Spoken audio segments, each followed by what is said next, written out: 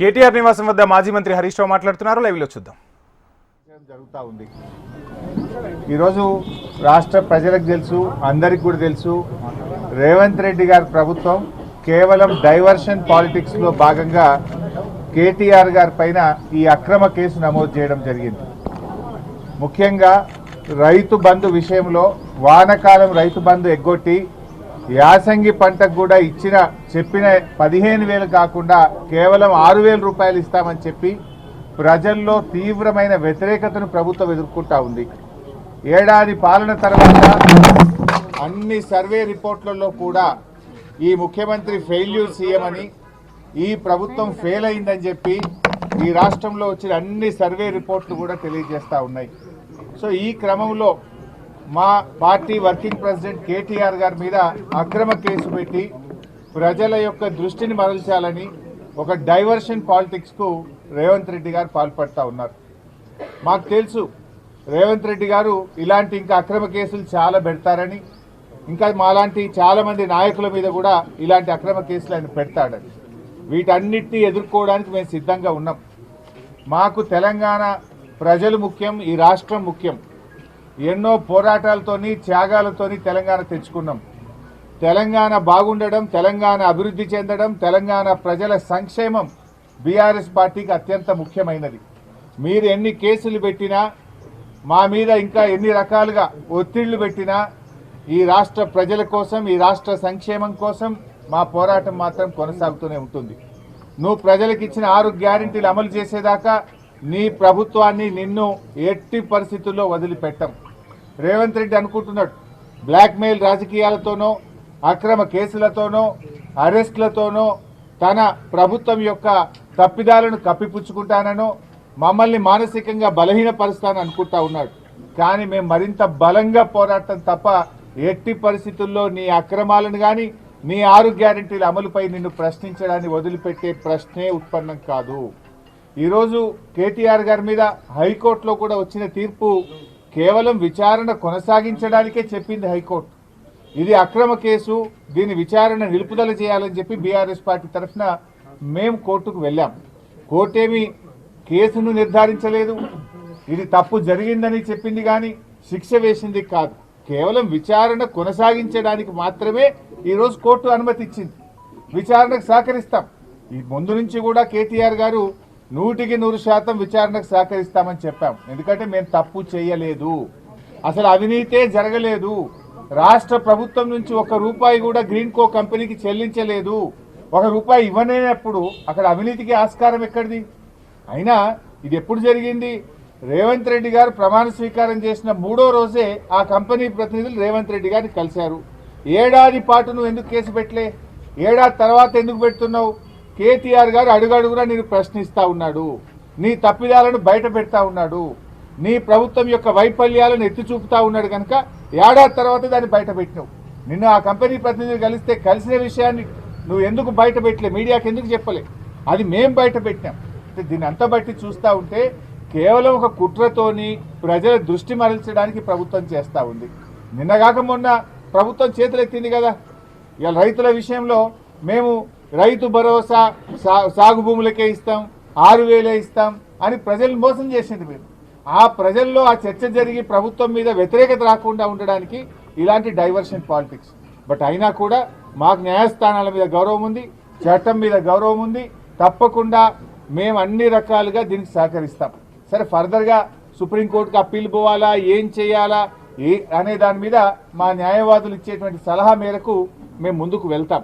But మొన్న కూడా మీరు చూశారు, కేటీఆర్ గారు ఏసీబీ ఆఫీస్కి వెళ్ళారు. ఎక్కడ కూడా ఎక్స్టెన్షన్ అడగలేదు, మేము టైం కూడా అడగలేదు. వాళ్ళు నోటీస్ ఇస్తే మేము వెళ్ళాం. ఎందుకంటే తప్పు చేయలేదు కనుకనే ధైర్యంగా విచారణకు కేటీఆర్ గారు వెళ్ళారు. రేపు 9వ తారీఖు పిలిచారు, తప్పకుండా వెళ్తాం. ఎట్టి పరిస్థితుల్లో విచారణకు మేము వెనుక వెళ్ళట్లేదు. కాకపోతే ఈ ప్రభుత్వం తీరు బాగలేదు కనుక న్యాయవాదులతో నేను వెళ్తాననే కేటీఆర్ గారు అన్నారు తప్ప దాదాపు 45 నిమిషాలు విచారణకు వెళ్ళడానికి రోడ్డు మీద నిలబెట్టినా కూడా ఓపిక్గా కేటీఆర్ గారు ఏసీబీ ఆఫీస్ ముందు నిలబడ్డారు. దట్ మీన్స్ మేమే తప్పించుకోవాలని కాదు, ఎందుకంటే మాకు తప్పు చేయలేదు అనేటువంటి పూర్తి నమ్మకం మాకుంది. అక్కడ అసలు అవినీతే జరగలేదు. ప్రభుత్వ ఖజానా నుంచి 1 రూపాయి పోకుండా నువ్వు అవినీతి జరిగిందని ఎట్లంటావు? అవినీతే జరిగిన ప్రశ్నే లేదు అక్కడ. ఈ రాష్ట్రం ఇమేజ్ పెంచడానికి, హైదరాబాద్ బ్రాండ్ ఇమేజ్ పెంచడానికి ఈరోజు ఈ కార్ రేసింగ్ను కేటీఆర్ గారు హైదరాబాద్ తెచ్చారు.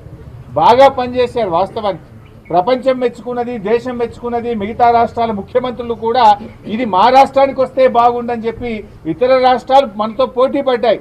కానీ కేటీఆర్ గారు ఒప్పించి మెప్పించి మన రాష్ట్రానికి తెచ్చి మన హైదరాబాద్ బ్రాండ్ ఇమేజ్ పెంచే ప్రయత్నం చేశారు. అంతే తప్ప ఇక్కడ అవినీతి జరగలేదు. ఈరోజు కేవలం ఇది ఒక కక్ష సాధింపు తప్ప ఇంకోటి లేనే లేదు. డైవర్షన్ పాలిటిక్స్, కక్ష సాధింపు చర్యలకు రేవంత్ రెడ్డి గారు పాల్పడతా ఉన్నారు. సరే, నువ్వు ఎన్ని రకాల ప్రయత్నాలు చేసినా మా పోరాటం ఆగదు. మా లక్ష్యం తెలంగాణ ప్రజల సంక్షేమం, మా లక్ష్యం తెలంగాణ రాష్ట్ర అభివృద్ధి, మా లక్ష్యం పోరాడి తెచ్చుకున్న తెలంగాణ. కేసీఆర్ గారు 10 ఏళ్ల కాలంలో అనేక రంగాల్లో ఈ రాష్ట్రాన్ని అగ్రభాగాన్ని నిలబెట్టారు. అది కొనసాగింపే మా లక్ష్యం. మేము అధికారంలో ఉన్నా, ప్రతిపక్షంలో ఉన్నా మాది తెలంగాణ ప్రజల పక్షం. ఆ తెలంగాణ ప్రజల పక్షాన మేము నిరంతరం పోరాటం చేస్తాం. ఇవాళ రేవంత్ రెడ్డి గారు ఇలాంటి కేసులు ఇంకా కూడా పెట్టొచ్చు, కానీ మేము ఎవరం కూడా అధైర్యపడే ప్రశ్నే లేదు. అందరము కలిసికట్టుగా పార్టీ వీటిని ఎదుర్కొంటుంది. సో కేటీఆర్ గారు కూడా ఆయన సంపూర్ణమైన విశ్వాసంతో ఉన్నారు. మేమందరం కూడా సంపూర్ణమైన విశ్వాసంతో ఉన్నాం. ఈ కేసు కేవలం ఒక కుట్రపూరితమైన కేసు. ఇక్కడ ఎలాంటి తప్పు జరగలేదు కనుక ఆయన కడిగిన ముత్యంలాగా రేపు బయటకు వస్తారు. మాకు ఆ ధైర్యం ఉంది కనుక, తప్పు చేయలేదు కనుక విచారణకు వెళ్తాం. మేము న్యాయస్థానాలకు సహకరిస్తాం, అధికారులకు కూడా సహకరిస్తాం.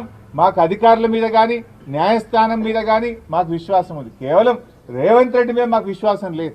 ఆయన ముఖ్యమంత్రిగా తప్పుదో పట్టిస్తున్నాడు కనుక, ఆయన ఆలోచనలు మాకు తెలుసు కనుక, అందువల్ల ఆయన మీద మాకు విశ్వాసం లేదు. కానీ మేము చెప్పాను తప్ప వేరే ఏం లేదు. సో ఇక్కడ ఈరోజు కోర్టులో వచ్చినటువంటిది కూడా కొంతమంది తప్పుడు ప్రచారం చేస్తున్నారు సోషల్ మీడియాలో. ఏదో శిక్ష పడ్డదనో, అసలు కేసే ఓడిపోయిందనో, ఏదో తప్పు జరిగిందనే విధంగా కొంతమంది సోషల్ మీడియాలో కొంతమంది కాంగ్రెస్ పార్టీ నాయకులు పిచ్చి కూతలు కూస్తూ ఉన్నారు. ఇక్కడ చెప్పదలుచుకుంది ఏంటంటే, అసలు విచారణే ప్రారంభం కాలేదు. ఇది తప్పుడు కేసు, దీన్ని క్వాష్ చేయాలని మేము వెళ్ళాం. ఇక న్యాయస్థానం విచారణ జరగాలి అని అన్నదే తప్ప ఇక్కడ తప్పు జరిగిందనో, అవినీతి జరిగిందనో, శిక్ష వేసిందో అనే ప్రశ్నే లేదు ఇక్కడ. కానీ కొంతమంది ఏంటంటే ఏదో తప్పుడుగా సోషల్ మీడియాలో ప్రచారం చేస్తూ ఒక గోబల్స్ను, ఒక తప్పుడు వార్తని ప్రచారం చేసే ప్రయత్నం చేస్తున్నారు. అటువంటి వాళ్ళు అది మానుకుంటే మంచిదని కూడా మేము వారికి హితవు పలుకుతా ఉన్నాం. సో ఈరోజు తప్పకుండా మేము సంపూర్ణమైన విశ్వాసంతో ఉన్నాం. ఇది ఒక తుఫైల్ కేసు. మా ఆర్ఎస్ ప్రవీణ్ చెప్పినట్టు ఇది 100% తుఫైల్ కేసు. ఫైనల్గా ఇందులో ఎలాంటిది కూడా బయటకు వచ్చేది లేదు. అసలు ₹1 రాష్ట్ర ప్రభుత్వ ఖజానా నుంచే పోయింది లేదు. రాష్ట్రానికి ఆదాయం వచ్చింది తప్ప రాష్ట్రానికి జరిగిన నష్టమేం లేదు. రాష్ట్ర ప్రయోజనాల కోసం చేసిన తప్ప కేటీఆర్ గారు స్వంతగా తన కోసం చేసినటువంటిది కాదు. అందువల్ల మాకు ఆ విశ్వాసం ఉంది కనుక 9వ తేదీ ఆయన ఏసీబీ విచారణకు వెళ్తారు. వెళ్ళి అన్ని రకాలుగా మేము సహకరిస్తాం. మేము ఫర్దర్ గా లీగల్ యాక్షన్ మీద మా న్యాయవాదులు ఇచ్చే సలహా మేరకు మేము ముందుకు వెళ్తాం.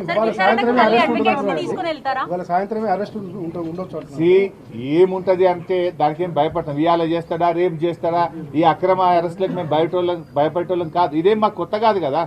సమైక్య రాష్ట్రంలో తెలంగాణ ఉద్యమంలో ఆంధ్ర పాలకుల మీద చిచ్చర పిడుగులాగా పోరాడినటువంటి చరిత్ర బీఆర్ఎస్ పార్టీకి ఉన్నది. గతంలోనే మేము అరెస్ట్ అయినాం. తెలంగాణ కోసం పోరాటంలో కేటీఆర్ గారు అరెస్ట్ అయ్యి వరంగల్ జైల్లో పడ్డారు. మా నాయకులందరూ కూడా అరెస్ట్ అయ్యి జైళ్లలో పడ్డారు. ఏం జరిగింది? తెలంగాణ రాష్ట్రం వచ్చింది. ఈ రాష్ట్రానికి మేలు జరిగింది. ఇవాళ రేవంత్ రెడ్డి గారు మీరు అన్నట్టు ఇవాళ అరెస్ట్ చేస్తాడా, రేపు అరెస్ట్ ఆయన ఇష్టం, చేస్తే చేయని. ఇది అక్రమ అరెస్టు. మాకు న్యాయస్థానం మీద నమ్మకం ఉంది. దానికి మేము భయపడం. తప్పకుండా లీగల్గా ముందుకు పోతాం. 9వ తేదీ వాళ్ళు నోటీస్ ఇచ్చారు. డెఫినెట్గా 9th నాడు కేటీఆర్ గారు మేము హాజరవుతాం. మొన్న కూడా హాజరయ్యారు కదా. 45 నిమిషాలు రోడ్డు మీద నిలబెట్టినా కూడా ఓపిక్గా నిలబడి నేను విచారణకు వెళ్తాను అని అంటే కూడా వాళ్ళు విచారణకు లోపలికి తీసుకోకుండా రోడ్డు మీదనే ఆ లెటర్ తీసుకొని మాకు రిసీవ్డ్ కాపీ ఇచ్చారు. అడ్వకేట్ విషయంలో ఏం చేయాలి అనేది చూడాలి. గతంలో there are lot of precedences. Rahul Gandhi గారు ఈడీ ఆఫీస్కి పోతే వెంట అడ్వకేట్లు వెళ్ళలేదా? గతంలో అడ్వకేట్లు వెళ్ళలేదా? అడ్వకేట్లు వెళ్తే తప్పేంటి? సరే, అది ఎలా చేయాలి, ఏం చేయాలి అనే విషయాన్ని మా లీగల్ టీమ్ తో డిస్కస్ చేస్తాం. Whatever the legal team advises we will follow.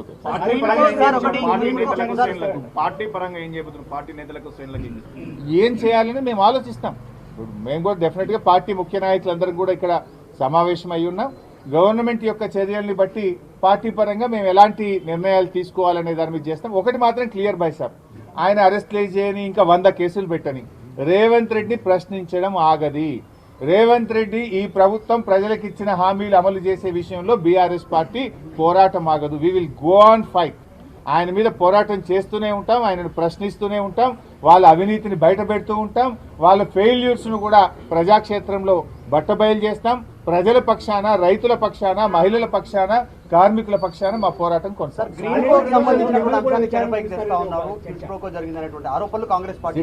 దాని మీద నిన్ననే కేటీఆర్ గారు కూడా స్పష్టంగా చెప్పారు.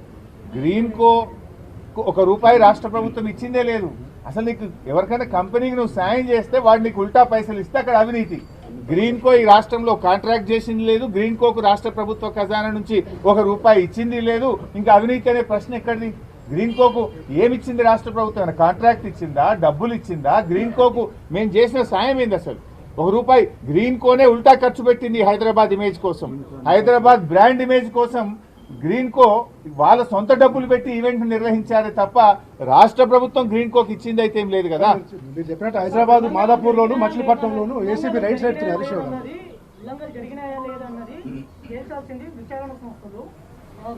కాకపోతే దాంట్లో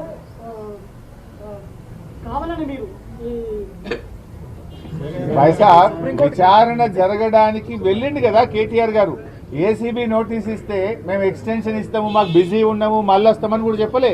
వాళ్ళు ఇచ్చిన టైంకు, ఇచ్చిన తేదీకి కేటీఆర్ గారు నిజాయితీగా ఏసీబీ ఆఫీస్కి పోయినాడు. ఎందుకంటే ఆయన తప్పు చేయలేదు కనుక ధైర్యంగా, నిర్భయంగా ఆయన విచారణకు హాజరయ్యాడు. రేపు 9వ తారీఖు పిలిచారు, తప్పకుండా వెళ్తాడు ఆయన.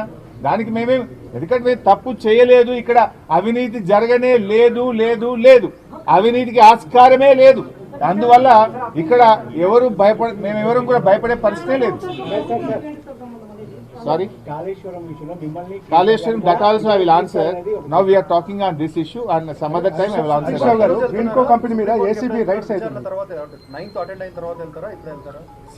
ఇంకా కోర్టు ఆర్డర్ రాలేదు, హైకోర్టు జడ్జిమెంట్ కాపీ ఇంతవరకు బయటకు రాలేదు.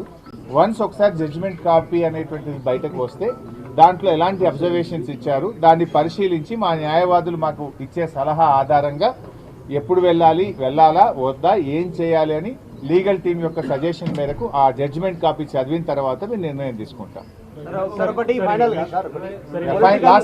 పొలిటికల్ మోటివ్ కేసు అని మీరు అంటూ ఉన్నారు, అంటే ఆ వెనకాల ఉన్న మోటివ్ ఏంది? గతంలో మీరు రేవంత్ రెడ్డిని అరెస్ట్ చేసి రేవంత్ రెడ్డి అరెస్ట్ కు దీనికి చాలా తేడా ఉంది. రేవంత్ రెడ్డి రెడ్ హ్యాండెడ్ గా నోట్ల కట్టలతో, సంచులతో దొరికింది కదా. అక్కడ నోట్ల కట్టలతోని ఆ డబ్బులు లంచం ఇస్తూ రెడ్ హ్యాండెడ్ గా దొరికింది రేవంత్ రెడ్డి. అసలు ఇక్కడ కేటీఆర్ గారు ఒక మినిస్టర్ గా హైదరాబాద్ బ్రాండ్ ఇమేజ్ పెంచడానికి ఈ కార్ రేసింగ్ ద్వారా రాష్ట్ర ఆదాయం పెంచిండు, ప్రపంచంలో హైదరాబాద్ బ్రాండ్ ఇమేజ్ పెంచిండు. కేటీఆర్ రాష్ట్రానికి మేలు చేసిండు, హైదరాబాద్కి మేలు చేసిండు, అంతే తప్ప రాష్ట్ర ప్రభుత్వ ఖజానా నుంచి ఆ కంపెనీకి నయా పైసా కూడా ఇయ్యలే కదా. డబ్బులంటూ ఇస్తే కదా నీకు ఏదైనా వాపస్ వస్తే కదా అవినీతి అనేది. ₹100 ఇచ్చింది లేదు, చారన్నా నీకు వచ్చింది లేదు, ఇంకా అవినీతి ప్రశ్న ఇక్కడదండి. ఆయనేమో నోట్ల కట్టలతో రెడ్ హ్యాండెడ్ గా దొరికిండు. అసలు ఆ కేసుకు ఈ కేసుకు లింక్ ఏముంది? మోకాలకు బోడగుండుకు పెట్టినట్టు. Thank you.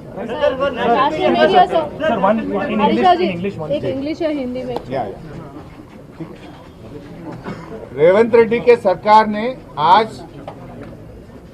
हमारे ऊपर केसेस लगा के एक अटेंशन डाइवर्शन के लिए कोशिश कर रहा है. आज हाईकोर्ट में भी जो वर्डिक्ट आया है उसमें या कोई गलती हुआ बोल के नहीं बोले, या कोई करप्शन हुआ बोल के नहीं बोले, या कोई केस भी के लिए कुछ नहीं बोले. इसमें जो कुछ भी है इंक्वायरी चलने के लिए कोर्ट ने आदेश दिया है. सो केटीआर साहब ने परसों एसीबी ऑफिस को गए, फिर 9 तारीख को इनको नोटिस दिए, 9 तारीख भी एसीबी ऑफिस को जाएंगे. यहाँ पर कोई करप्शन नहीं हुआ, यहाँ पर कोई गलती नहीं हुआ. जो कुछ भी किया है केटीआर ने, ये हैदराबाद के ब्रांड इमेज के लिए, हमारे स्टेट के ब्रांड इमेज के लिए ई कार रेसिंग का प्रोग्राम हैदराबाद में कर चुके हैं. इससे सर्वे रिपोर्ट्स भी आया कि हैदराबाद में बहुत कुछ इन्वेस्टमेंट्स आया, हैदराबाद का इनकम भी बढ़ा हुआ है. सो इसमें गलती का कोई संभावना ही नहीं है. या ₹1 सरकार से वो कंपनी को नहीं दिए, या वो कंपनी से एक चाराना हमारे को आया नहीं. सो इसमें गलती का सवाल कहाँ है? ये सिर्फ रेवंत रेड्डी सरकार को केटीआर साहब ने बार बार क्वेश्चन कर रहे हैं, उनका गलतियां को पब्लिक के सामने रखना शुरू करे। इस वास्ते इनका मुंह बंद करने के लिए, अटेंशन डाइवर्शन के लिए ये केस लगाया है। सो इसमें हम पूरा कोऑपरेट भी करेंगे। इसमें ये जजमेंट कॉपी आने के बाद हमारे लीगल टीम से बात करके या सुप्रीम कोर्ट जाना या क्या कुछ अपील करना, क्या करना, उसमें further legal course of action advocate से चर्चा करके हम डिसाइड करेंगे। तो क्या राजनीति इसके पीछे आपको दिख रही है? क्योंकि जिस तरीके से कहा गया कि रेवंत रेड्डी को एक वक्त में आपकी सरकार के वक्त में गिरफ्तार किया गया था, उनको घर से लेकर जाया गया था। ठीक है, हमारे क्या ये रेवंत रेड्डी वैसी- वो दिन 50 लाख रुपए पैसे के साथ पुलिस अरेस्ट करे, उसमें तो clear cut open shut and mouth case है। यहाँ पर क्या है, यहाँ 1 रुपया सरकार उनको कंपनी को पेमेंट दिया या कंपनी से केटीआर साहब को 1 चाराना कुछ आया, यहाँ कोई क्या करप्शन है? ये जस्ट इंटेंशनली ये केस लगा रहे। आप देख रहे पिछले 6 महीने से 7 महीने से केटीआर साहब ने बहुत सारे मुद्दे बाहर लेके आए। ये सरकार जो भी स्कैम करे, वो किसानों के, जो ट्राइबल किसानों को अरेस्ट करे, वो मुद्दे पे बहुत लड़ाई करे। ऐसे बहुत सारे इश्यूज पे उन्हें हर दिन ये सरकार से लड़ना शुरू करे। इस वास्ते अब ये केस लगा रहे। देखिए, 1 साल पहले वो कंपनी वाले आके आपसे मिले थे, फिर 1 साल से क्यों बाहर नहीं लाए? पिछले 1 साल से आप क्यों मम है, अभी क्यों ये केस लगा रहे? बोले तो इससे समझ में आ रहा कि ये केटीआर साहब ने बार बार उनको क्वेश्चन करना शुरू करे, इस वास्ते उनके ऊपर इंटेंशनली ये इलीगल केस उनके ऊपर बना रहे। So you are now saying that will you be approaching the Supreme Court in this particular case? See, अभी तक तो हमारा कोर्ट का जजमेंट कॉपी हमारे हाथ में नहीं आया है। हम हाईकोर्ट में मालूम करें तो 2 बजे तक वो जजमेंट कॉपी हमें मिलनी चाहिए।